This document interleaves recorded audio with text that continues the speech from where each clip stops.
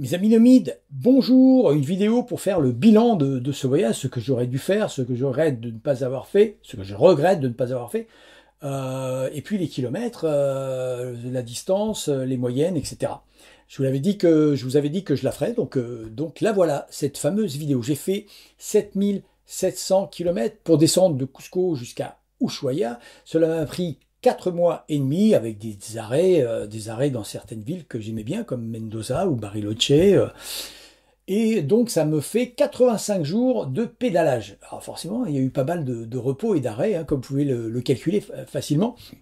85 jours de pédalage exactement, 85 jours où j'ai vraiment pédalé, avec une moyenne d'à peu près 91-92 km par jour, une grosse moyenne, hein, parce que la plus petite journée que j'ai faite c'est 39 km et la plus grosse c'était 165 km.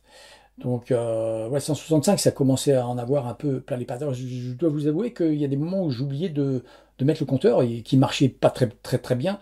Et je pense avoir fait un jour 174. Pour moi, c'est beaucoup.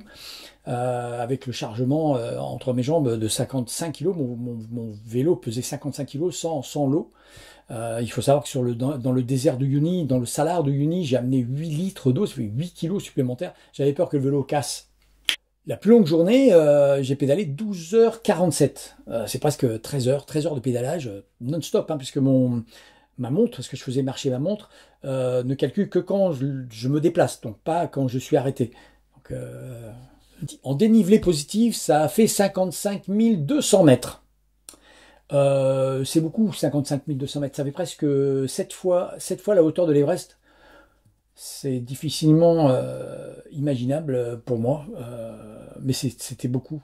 Alors il faut savoir qu'il y a eu beaucoup de désert, donc c'était plat, et que quand ça montait, bah, ça montait vraiment, hein, puisqu'il y a une journée où j'ai fait 1800 mètres de dénivelé en une journée, c'est celui dont je me souviens. Après, il y a eu des jours aussi à 1200, 1300, bah, c'était souvent, hein. Mais bon, ça va, ça se fait, le corps est une vraie machine, hein. Au bout d'un moment, on s'habitue, hein.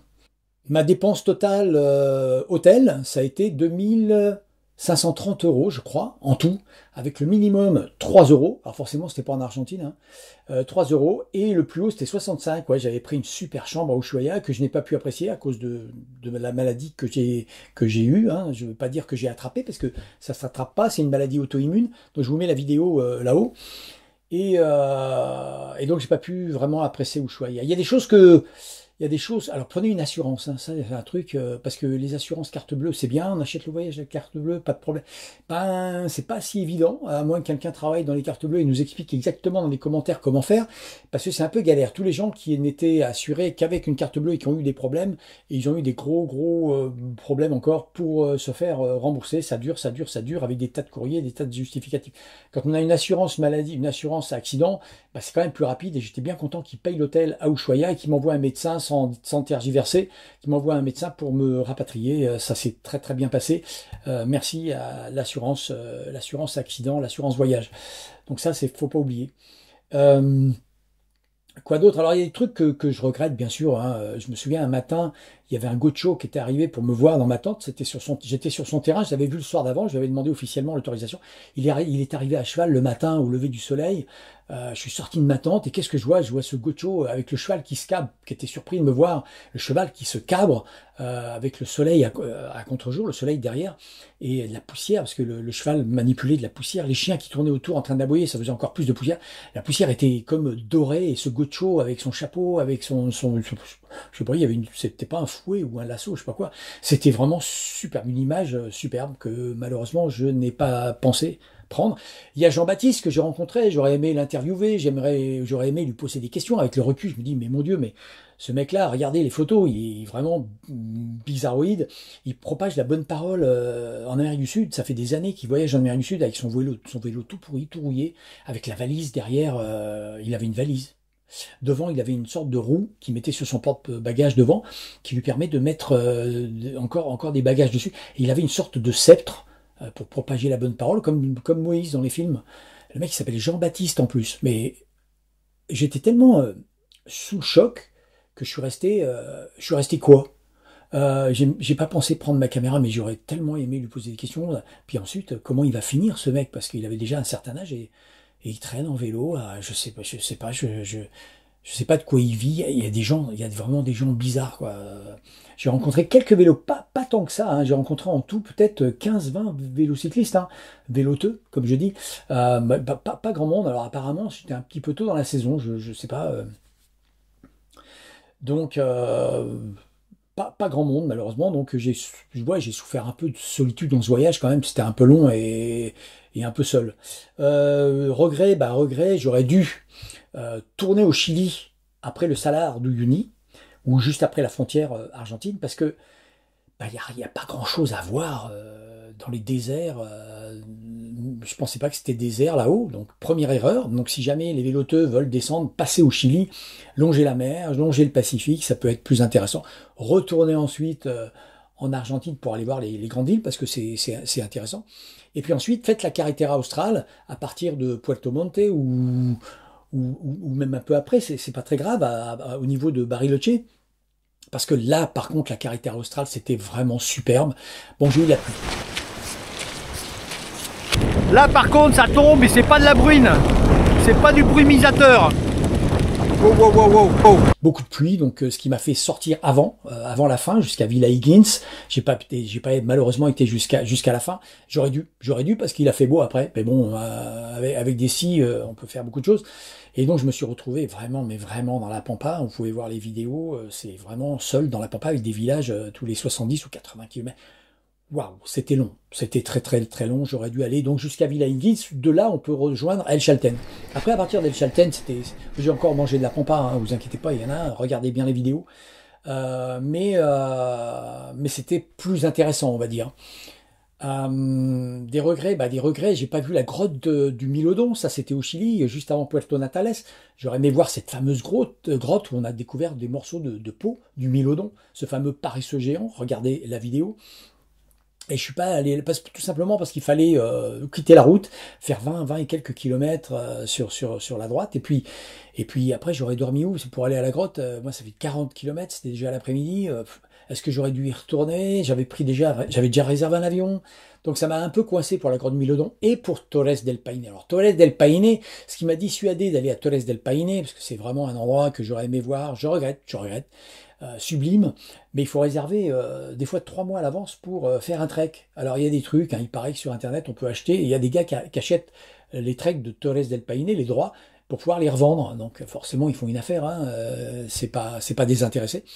Et donc peut-être que j'aurais pu trouver, parce qu'on n'y va pas souvent, un moyen d'aller me balader. Je regrette aussi tous les films que j'ai perdus à Cerro Castillo, une vidéo qui a été bien courte puisque je n'avais pas les images avec notamment les fameuses antilopes, si je puis dire, du coin, les daims endémiques de la région, que j'ai pu prendre de très près. Bon, je regrette vraiment ces films de Cerro Castillo.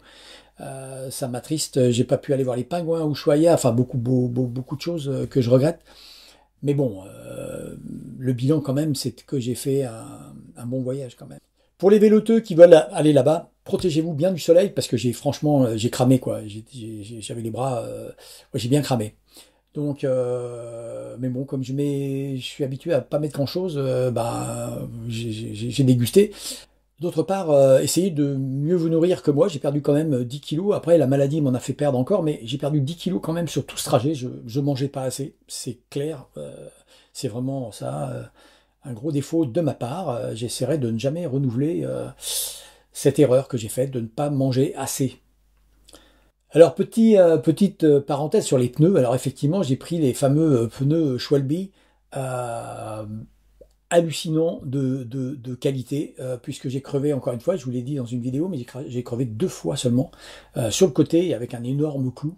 Et ils ont fait les 7600 km, 7700 km. Bon, c'était la fin, hein, c'était la fin. Ils commençaient à se fendre. Il y avait ouais, ils craquaient. Je voyais la trame il fallait que j'arrive. J'aurais pas pu tenir 100 km ou 200 km de plus, hein. Encore que. Vraiment costaud.